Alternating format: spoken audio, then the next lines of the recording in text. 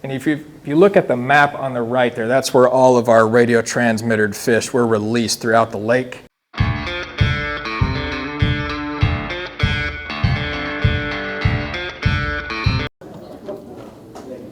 Is it cool enough in here for everybody, or am I the only one that's sweating?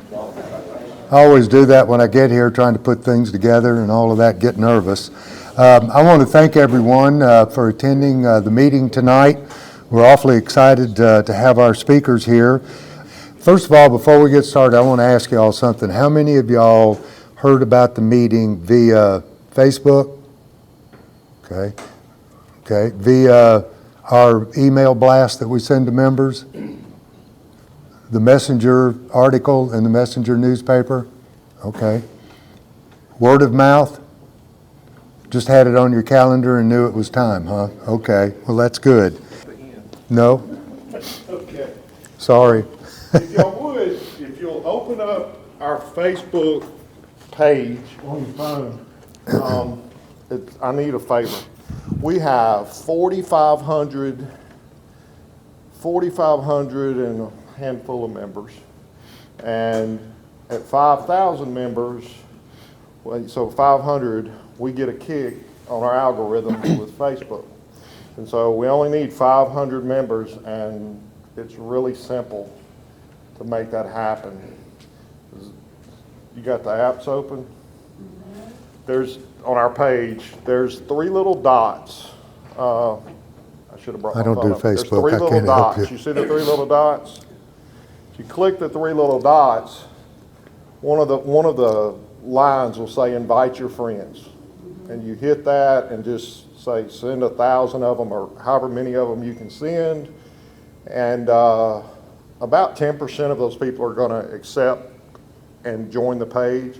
So I need to send that to 5,000 people in order to see 500 new members on Facebook. Before we get to the speaker, there's some yard signs in the back if you didn't see them when you came in. Each member family, if you want one, please take one home and put it in your front yard. They're really neat. I think, didn't Brackett put those together for us? He did. Yeah, it's really neat. You know, people can come by and take a picture of the, what do you call it, a QR code? See, I'm remembering this stuff. Isn't that impressive, Marcus? Anyway, with that said, I would like to welcome back Matt Catalano. Those of you who might have seen him before, he's been here 2 previous times to give us updates on the fish survey that they've been doing over the last couple of years. We're really excited to have Matt here. He's on the faculty in fisheries at Auburn and has been leading this tagging project. And Matt is from Lorain, Ohio, and been at Auburn since 2012. With Matt is also Marcus Prohl. He is a master's student in Auburn studying black bass movement and potential spatial redistribution via tournaments, tournament weigh-in. Marcus is a former tournament angler. I'm trying to get ready to say his hometown in Iowa. I practiced it, and I did it wrong until he corrected me. Mekokita. No? Is that good? Mako? Anyway, one of those crazy sounding cities up in Iowa. With that, I appreciate both of you all making the effort to get up here. And Matt, I'll turn this over to you. Okay. Thanks, Dave. And thanks to everybody in the Lake Association. Thanks for having us here. As Dave said, I've been here a couple times before, and so we gave presentations then about the data that we were getting, and we were kind of getting into it. We weren't done. And at this point, we're done collecting all the data, and we've analyzed most of the data. So we've got some more or less final results. As we go to publish it, things may change a bit as we revise the analysis a bit, but these are more or less done, finished up results. Okay, so probably most of you already know we're talking about black bass here, one of the most sought after fish in the United States for fishing. And they generate billions in economic activity, and do I need to be up more like that? Billions in economic activity throughout the United States, and they're really important right around your neighborhood here too. Voluntary catch and release is a big thing. People that throw back fish that they could otherwise legally keep. And so what we're interested in are what are the population impacts of all this catch and release angling. You throw the fish back, some fraction of those fish die. And so we're trying to get at just how many fish are we catching, what percent of the population are we catching, and then what percent of them do we think might die when we let them go, and then what's the impact on the population. And some other odds and ends here we'll get into it, like Marcus is looking at fish movement, we'll get into that too. Okay, so why Neely Henry? Well, if anybody fishes on the lake, you know quality bass fishing is important. We want good size structure, good sizes of fish, big fish, and we want to have a lot of fish. We want to have high catch rates, so we want to be able to catch a decent number of fish when we're out on the water. And these fisheries have a positive economic impact. And as I was just mentioning, fishing mortality can affect fishing quality by killing off fish and potentially killing off faster growing fish in the population. And so that can all affect fishing quality. And Neely Henry, other than being important just because it's such a big fishery, it has a lot of fishing effort, and so it's a good system to look at this because it's fished pretty hard. So this is a good test case to look at, for at least from a research perspective. Okay, so what are we doing? I'm going to talk, there's 4 things I'm going to talk about. The first one is just where we did a tagging study. We tagged fish, and we looked at how many of those fish were caught by anglers. And we also did some tracking of fish to try to get an idea of what percentage of the population is getting caught and what percentage is dying due to fishing. Okay, that's the first piece. And that kind of lays the groundwork. And then the second thing is, well, what's the impact on the abundance and size structure of that mortality? How does that affect the abundance of catchable size fish in the lake? So we're going to look at that. And then we're a little different thing here. We're looking at some economic trade-offs. So Natalie, my student, I forgot to mention the student, Max was the student doing the first piece. TJ was in the second. If anybody was fishing tournaments over the last couple of years, you probably met TJ at their boat ramp because he was measuring fish after tournaments. So that was TJ. And Natalie was looking at, so she's looking at this trade-off between, you know, the more tournaments and the more fishing effort you have at the lake, that's more economic activity, that's more expenditures in the local area for fishing. But because some of those fish that are let go die, that could be more of a negative impact on the population. So what is that? So there's a trade-off there, and what's that balance look like? So she's looking at that. And then finally Marcus is going to finish up talking about his fish movement and redistribution stuff. He's been tracking a bunch of fish for the last year and a half. Yeah. Okay, so the first piece, this is the tagging study. Just to look at what percentage of the fish are we catching, what percentage are harvested versus released, what percent are caught in tournaments versus outside of tournaments, and then what percentage of the fish that we release do we estimate die. Okay, so we did the reward tag. Did anybody catch a tagged fish? You got one? I see a couple hands. Okay. So we did an external tag, a reward tag that's sticking out of the back of the fish. It has a phone number and a dollar amount. We had $100, $200, and $300 tags as an incentive to turn the tags in.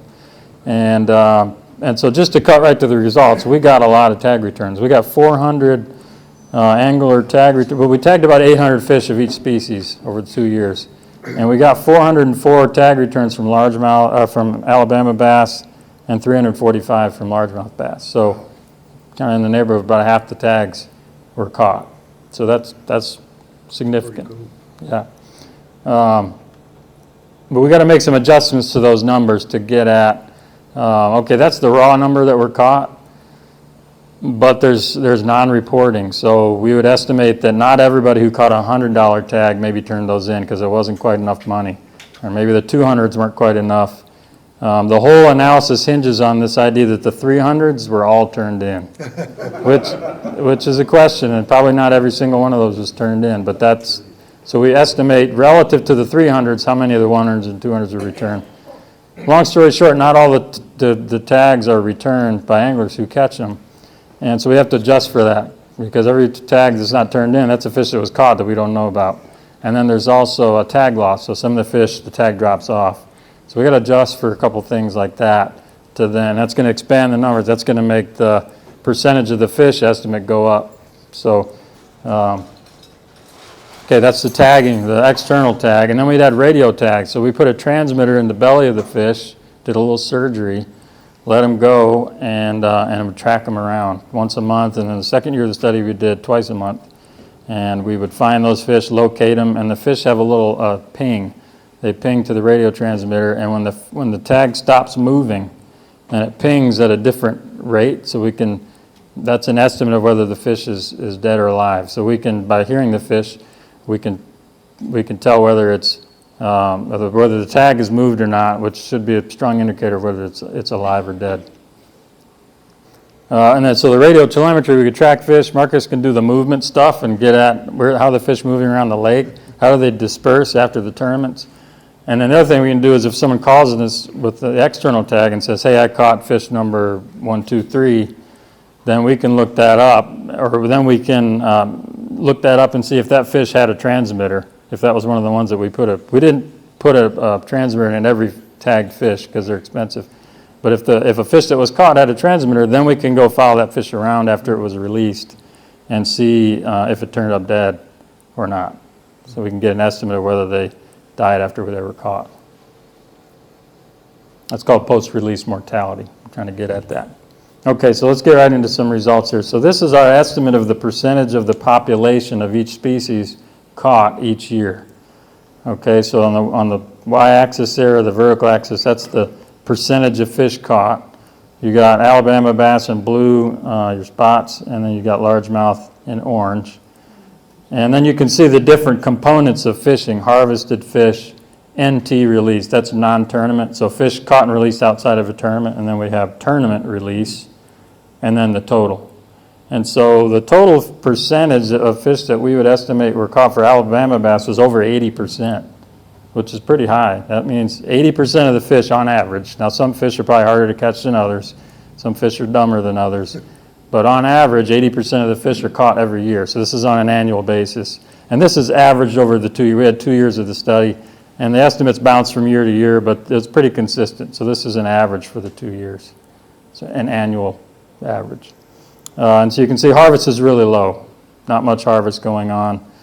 Non-tournament, there's more non-tournament releases. A larger percentage of the population gets caught and released outside of a tournament than in a tournament. So like the NT release bars, those are higher than the tournament bars. But you sum it all up and we're looking at about 60% of the largemouth caught and about 80% of the Alabama bass in this lake. Next, we're going to get into what happened to them after they were released here in a second. Okay, so I mentioned that we could track those fish after they were caught and released, and we could see, hey, did they live or die after, within the next month. And so this is a percentage of fish that we estimated died after they were released. And so 15% of the Alabama bass released in tournaments, and then pretty low estimates for non-tournament and for largemouth. Now these estimates really don't square very well with the literature, with what we see from other studies. These are pretty low. And there's reason to believe that these are probably underestimated because so many of the fish were caught early on in the spring, and once someone takes that external tag off that fish, if they catch it again, we won't know about it. So we think this is sort of weighted towards the fish that were released earlier in the year, which when the water's cooler and fish can handle the stress of being caught and released a lot better in cooler water than in hot water. So I would imagine if you were to really redo this by tagging in the summer, problem is tagging in the summer isn't a very good idea because a lot of the fish, the surgery that you do on the fish stresses them out and then they might die. So that's why we tagged them in the wintertime. The downside is a lot of those fish were caught early in the year and released early in the year. So I think these are underestimated, okay? And so here's what we see here is that the Alabama bass mortality is a little bit higher. So the total mortality on Alabama bass about 17%. So 17% of the population dies due to fishing, whether harvest, non-tournament, or tournament release in a year. And about 11% for largemouth. Those are not extremely high numbers. That's not too bad, okay? Tournaments are the biggest source of fishing-related mortality at about 7%, and then non-tournaments are less, and then you can see harvest there is coming in third. Okay, so that's wrapping up the tagging piece. So overall, the percentage of fish caught is pretty high. Alabama bass may be more caught than largemouth. Post-release mortality may be higher for Alabamas than largemouth. Tournament mortality is the largest source of fishing-related mortality. But this angling mortality isn't overall extremely high. And another thing worth mentioning is that these estimates should probably be treated as minimum estimates. It's probably even higher than this because if not all those $300 tags were turned in, we're probably missing some of the catching that was going on. So think of these as minimum estimates. Okay, so that's what we think is going on with the population in terms of percent mortality, percent of fish caught. What we're going to do now is go, okay, well, how does that play out into the abundance of catchable size fish in the lake? Is this a big impact on the catchable size fish or not to natural mortality? Like if a fish was let go and it took it a while to die and for that tag to settle out in the bottom and stop moving, we cut it off after a month, where we said if it dies within a month, it's due to the fishing event that happened within that month. And after that, it's natural. But there could have been some of those fish that didn't turn up dead just outside that month that we called natural, but might have been fishing mortality. Yeah. Okay, so this is the population impact. So what we're going to do is look at, okay, we got these estimates. What does that mean for our fishery? And so what we want to do is predict the abundance of catchable size fish at Neely Henry as a function of these mortality rates and see what's it doing to catchable size fish. So we're looking at 12-inch bass, and then we're looking at 20-inch bass. So like your 5-pound bass versus your 1-pound bass. First thing we need to know is how fast they're growing, because that's going to affect how long it takes them to get to that vulnerable size and whether or not they're going to get to a 12-inch or 20-inch size class. So that's what TJ was doing at the boat ramp. If you saw him at the tournaments, he was collecting fish and pulling out the ear bones and aging those fish. You can count the rings on a fish's ear bone just like a tree. So you can age them, count the rings, and that's how old they are, more or less. And so he could do that and then see, okay, how long was that fish, how old was it, and then he's got a growth rate. And so again, he was collecting length, weight, age, sex information on these fish, and he worked real hard and was up here just about every weekend doing that. And what he could do is look at individual fish, and these are the individual fish, and if you measure the distance between the rings on their otolith, their ear bone, you can back calculate how long you think they were in the past and get a growth trajectory for that fish. So each line is a different fish. What you can see is that some fish grow real fast, like these guys in here. These are your fast growers, so they reach 12 inches in a couple of years. You got some fish out here that didn't reach 12 inches till they were 4 years old. So there's quite a variability among these individual fish and how fast they grow. The other interesting thing is you don't see many old fish out here that are fast growers. So where's all these guys up here? They're all gone. All these fast growers here, they don't get to those old ages. So these big fish, if you just walk back their line, they tend to be the slow growers. So those big ones that you see out there in the lake are probably a real fast growing young fish or maybe a real slow growing old fish. Yeah. Okay, and then so this is where we got to get into the computer stuff. So we've got estimates of mortality. We need to plug that into a computer model that calculates out how many fish of different size classes would be in the lake. So this computer model, so what you do is you plug in the growth estimates, natural mortality, recruitment rates, all this stuff. You plug it in there, and it's going to predict out the numbers of 12-inch and 20-inch bass in the population. So those are what we call that fishing quality. That's our estimates of how good the fishing is, the abundance of 12-inch and 20-inch bass in the lake. And so we plug in all these estimates that we have, and here's what we get. So this is 12-inch black bass. Now this is largemouth in green, Alabama's in orange. Okay, so we don't actually know how many fish are in Neely Henry. That's a whole different, it's a whole different can of worms trying to get at that. Really hard to get at. What we can get at is the relative abundance. So how many fish are there relative to some other situation, okay? And so what we have here is 3 potential situations that we can compare the magnitude of the abundance of 12-inch bass relative among those situations, okay? Scenarios where we run the model out. Scenario 1 here, the first set of bars, that is when there's no fishing, okay? The proportion on the bottom there, it says proportion of black bass caught, 0. So 0% here. This is when we run the model, we turn off fishing in the computer model just to give us a benchmark to compare with, okay, now what happens when fishing's on? How does that compare to when there's no fishing? It's not the greatest benchmark because we've never seen an unfished Neely Henry Reservoir. I get that. But we do need some sort of benchmark, and this is usually the one that we commonly use in fisheries. And okay, now the second scenario is in the middle here. This is where half the fish are caught every year. So that's more kind of closer to that largemouth percentage, 50 to 60% of the population's caught every year. Not mortality, just caught. And then 100% over here, this is what if every fish in the lake is caught once per year on average, which is a little closer to that Alabama bass, maybe a little higher than the Alabama bass estimate, but it gives us a range to look at.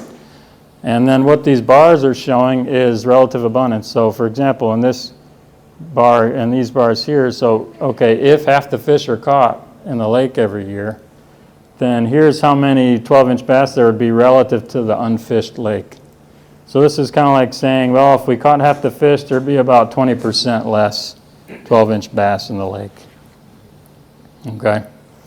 Now this one over here is if every fish was caught once per year, now we're down to about 60% relative abundance. So we're down to, that's about a 40% decline. So basically, if you catch every fish once a year, there's going to be about a 40% drop relative to an unfished population. So in other words, the way you can think of that is if we turned off fishing on Neely Henry tomorrow, we'd expect after 10, 20 years, that thing to rebound back to this bar right here. Okay. All right, now what about 20-inch bass? That's what this plot is. So 20-inch bass, if we caught half the population every year, we'd be down to about 60% relative abundance, so a 40% drop. And then if we caught every fish on average every year, we'd be down to, that's about a 60% drop in abundance. Okay, so it just gives you an idea of the magnitude of the impact of fishing, again, albeit an unrealistic, relative to an unrealistic unfished population, but it does give you an idea for the scope of improvement if you could reduce mortality on these fish. All right, so 20-40% reduction in 12-inch bass, 40 to 60% reduction in 20-inch bass, depending on the species there.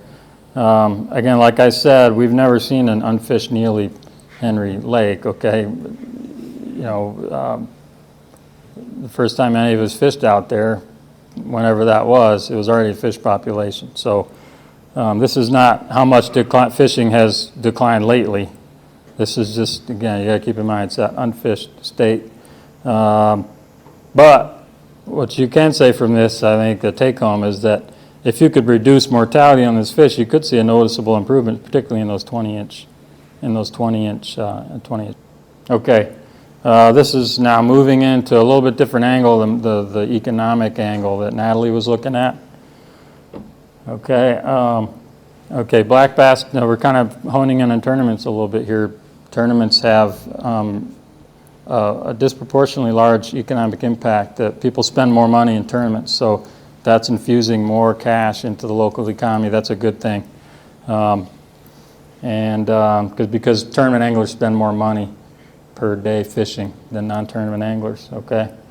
But they have some, just like most things that are good, they also have a downside. So tournaments potentially have a cost associated with that. A higher proportion of the fish that are let go after a tournament, or weigh-in anyway, are known to die compared to just releasing them on the water. So that's potentially a cost, so they could have a bigger population impact than non-tournament angling.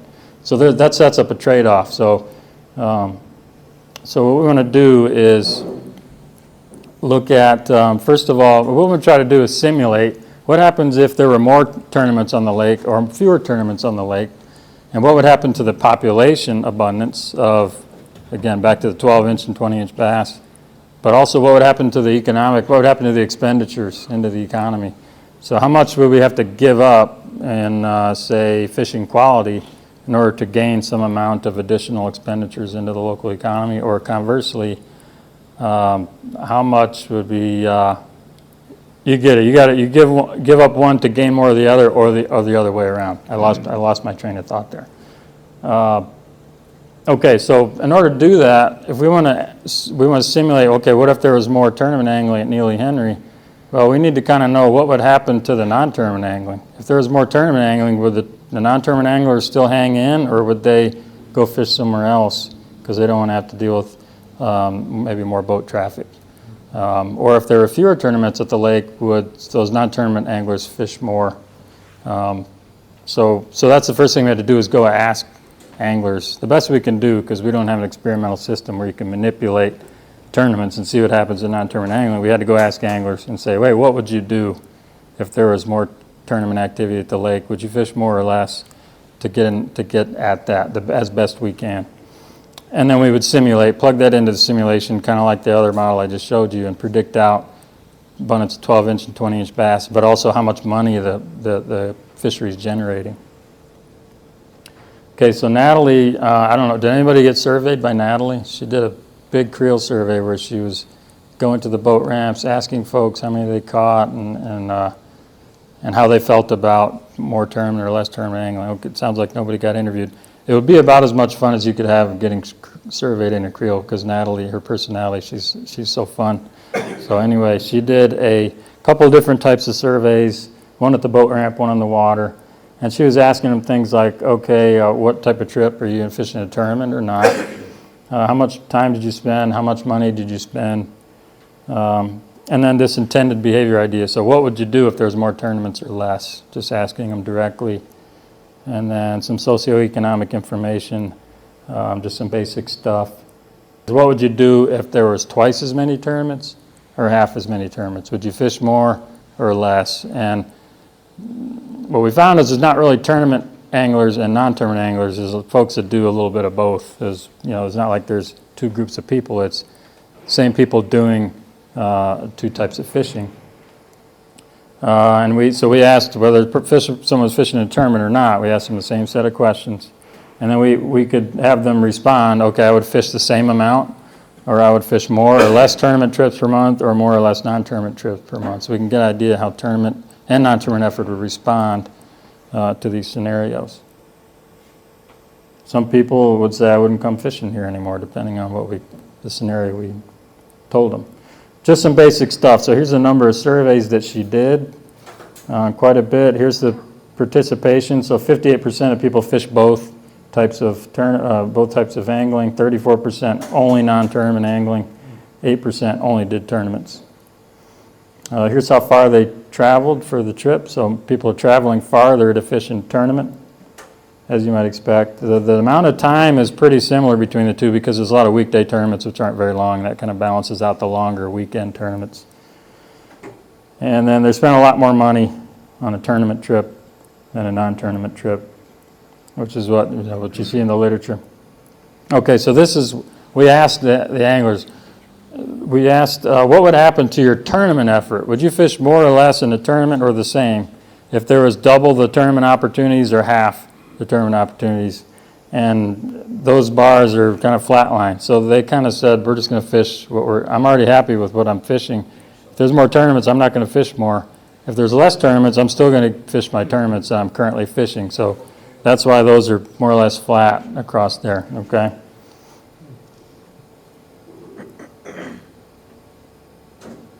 Okay, now this is what would happen to your non-tournament effort if there were double on the right or half on the left the current number of tournaments. So the middle bar there, that's the baseline. That's how many tournaments we think people fish per year on average based on what we asked them.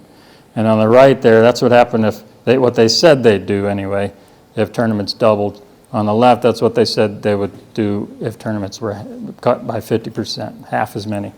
And so what you can see is about a 22% increase or decrease in how much fishing people said they do. So yes, there was a negative relationship. So when we proposed more tournaments, people that were doing non-tournament, or people said they'd fish outside of tournaments less. Okay, so now we put it into a simulation, just like TJ's. I'm not going to go into all details, but what we're doing here in the simulation is we adjust the amount of tournament and non-tournament effort and see how that affects fishing quality, but also angler expenditures, so how much they're spending on these fishing trips. Okay, and we did the same scenario. So what we're going to predict out is what if tournaments doubled, what if they halved? What would happen to expenditures and what would happen to fishing quality? Okay, so here's baseline. This is currently the Neely Henry situation in terms of memorable black bass abundance. So that's 20-inch fish, okay? And what we're going to do is see what happens when tournaments double or half to the abundance of memorable fish. So if we half the tournaments, our model would predict that the amount of memorable bass in the lake would go up by 10%, okay? Partly due that there's not as much tournament effort, which tends to cause more mortality, and also some of that non-tournament effort is coming back, but they're not causing as much mortality. So you're seeing a little bit of an improvement. Okay, what if we doubled the amount of tournaments? Well, our model would predict that the fishing quality in terms of these big fish would decline by 20%. Okay? Okay, what about the expenditures? Now I'm going to overlay that on here. Okay, there's the direct expenditures. 1.53 million is our best estimate, but it really doesn't matter what that, we're again looking relative, okay? So what happens if tournaments were cut in half? So we would drop down to $1.2 million, that's about a 20% decline. So if we half the tournaments, you'd have a 10% better fishing experience in terms of big fish anyway. But we'd have to live with about a 20% drop in expenditures at the lake, okay? And then what if we double the tournaments? Yes, we'd lose out on some fishing quality, but we would gain about close to 50% increase in the expenditures coming in, okay? So that's what we're trying to do, is just lay out how much better or worse things would get, and it just allows for a more informed conversation about these sorts of management issues. Okay, just some take-homes. Non-tournament effort appears negatively affected by tournament effort. People don't seem to want to fish as much if there's more tournaments, and conversely is also true. But we didn't find this obvious. There's no sweet spot here. If you want to get more expenditures from having more tournaments, you got to give up some fishing quality, and the opposite is also true. So it's not like there's a balance point where you can maximize both of them. So that's sort of an interesting finding. Okay, so that's it on the mortality stuff, and now Marcus is going to talk about the movement piece. All right, thank you all for having me. As he said in his introduction, I tournament fished all growing up, and when Matt posted this project looking at where fish are going after they're released, I was really excited because I've always wondered that. And so after about a year and a half of tracking these fish on Neely, both fish released in tournaments as well as just fish that remain non-caught throughout their life, got some results to share with you all today. So as Matt kind of alluded to earlier, bass are really important, obviously, and they're huge drivers of the economy of fishing as a whole. And the numbers of tournaments across the nation has gone up a lot. And that has some people concerned as they see more boats on the water, more tournaments, that sort of thing. And that is something to be concerned about a little bit, but the big thing people are worried about is moving a lot of fish from where they're at in the lake, move them to a weigh-in location where they're released, and you could result in basically a stockpiled population of fish near a weigh-in site. And this happens all across the country. Neely's not an exception to this. I've fished tournaments. I've fished for release fish before, as we call them. But to what degree is that having an impact on our lake or on our fishery is really the big question. And managers across the country have four main concerns with depositing large amounts of fish at a weigh-in site, first of which being increased pressure mortality. Anglers aren't dumb. If they know hundreds of fish have been released at a boat ramp recently, they may be more apt to go fish for those fish. Like I said, I've personally done this. One of the second concerns people have is reduced condition of those fish. Obviously, if you have too many fish in an area, there might be too many mouths to feed, not enough food to go around for those individuals. So people are worried they might end up looking like that fish on the left, obviously very skinny.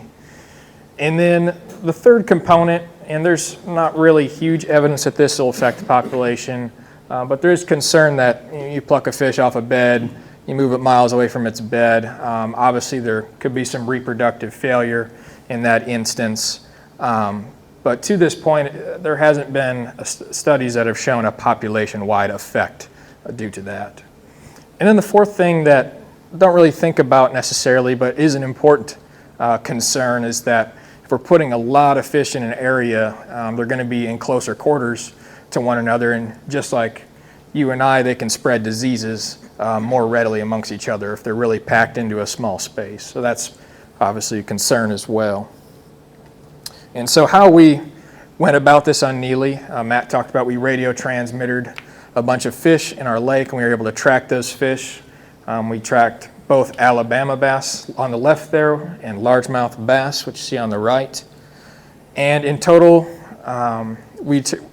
for my study specifically, we did 75 Alabama bass, 75 largemouth bass, and we tagged those fish in the winter of 2022 to 2023.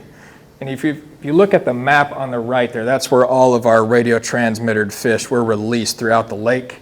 So as you can see, we did a pretty good job spreading them throughout the entirety of the lake. And then also to mention, you see some varying circle sizes there. The smaller the circle is when we only had like 1 or 2 fish tagged in that location. And then the biggest circle is where we had 5 or more individuals tagged at that location. So some of that's just a product of where fish are more popular. For example, by the dam, there at the south end of the lake, you notice there's some bigger circles. And that's because especially spotted bass were easily captured there relative to some other locations on the lake. So after we tagged them, we turned them loose and waited for anglers to catch these fish and report them to us via the phone tag hotline that Matt talked about. And to date, we have had 32 of those 150 tags confirmed to have been caught and released at a tournament weigh-in site by anglers. 18 of those being largemouth bass and 14 of those being spotted bass. So a pretty even split amongst the two species. And then Coosa Landing has really been dominating where these fish have been released, which is not surprising. That's where most of the tournament effort is coming out of. So out of our 32 fish that have been caught, weighed in, and released in a tournament, 27 of those have come from the Coosa Landing boat launch, and we've got about 300 locations combined amongst those 27 individuals. And then we've had 5 fish that have been caught and released at the other ramps on the lake combined. So not a lot of our fish got caught at the other landings on the lake, such as Canoe Creek, Rainbow Landing, that kind of thing. But this map here on the left is over the life of the study, all the locations we've got on those 27 fish released 27 fish released from Coosa Landing boat launch. And I'll kind of break down a little bit how these locations play out over time as they're released. So what we wanted to do is we wanted to look at how these fish are moving away from the immediate vicinity around the boat launch. And so this yellow zone is a 3-kilometer north and south section of river. So 3 kilometers north and south of the Coosa Landing boat launch, excuse me. And we chose this for a couple reasons. Like I said, first of which we wanted to get at just the immediate vicinity. So we wanted to look at an area of river that's pretty small around the boat launch. And then kind of the second main region is if those fish make it beyond that yellow zone, they can extend into more expansive areas like Black Creek or this lower river section, as well as the upriver section as well. And so what we wanted to do is we wanted to look at what percent of our fish after they were released were within that 3-kilometer area, or basically within the immediate vicinity of the ramp. And so here on the bottom we have the weeks since those fish were released, and on the Y is the percent of our individuals that were within the immediate vicinity of the ramp. So looking at our first bar on the left, that's essentially less than 2 weeks post-release, and we see that 71% of fish released from Coosa Landing were still pretty close to the boat launch, which is quite a lot, especially when there's hundreds and hundreds of fish getting released every weekend, especially in the pre-spawn time of year when they're catching a lot of fish. But as we move to the end there at 10 to 12 weeks, which is our last bar on the right, we see that only about 18% of those released fish were still remaining in the immediate vicinity of the boat launch. And so that's at least promising that it looks like these fish are moving away from the boat launch as time goes on. They're not just sitting there indefinitely, essentially. And so what that looks like visually is here on the left, each red dot represents a fish location, just as in the previous maps.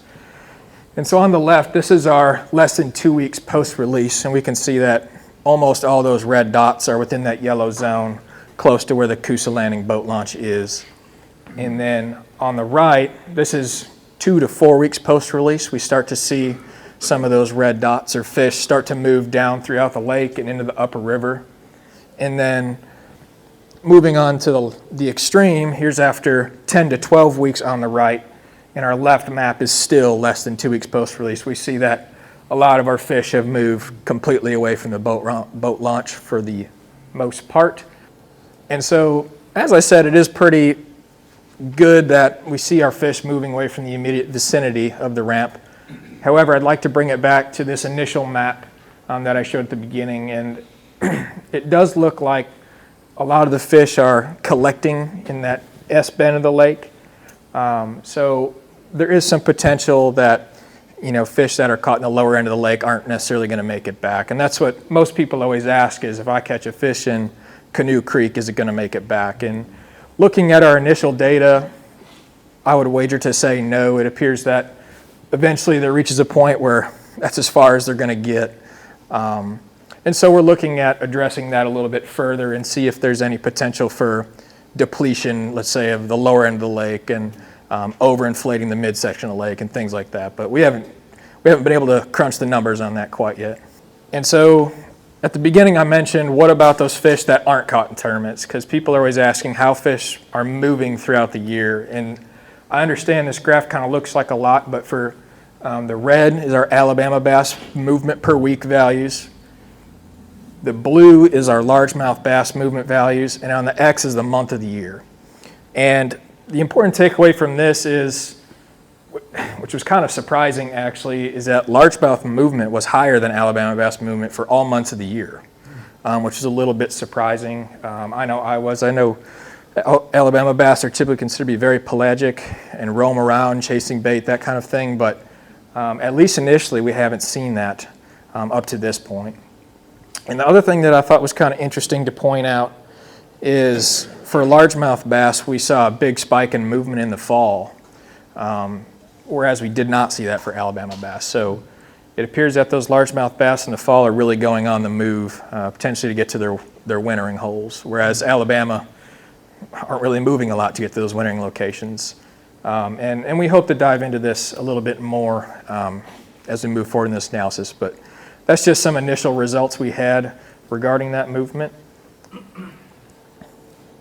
And so kind of just a wrap up of what I talked about. I showed you a lot of maps and pictures and dots and that sort of thing, but the important thing to take away is it does appear that there is some short-term accumulation of those tournament released fish on Neely Henry.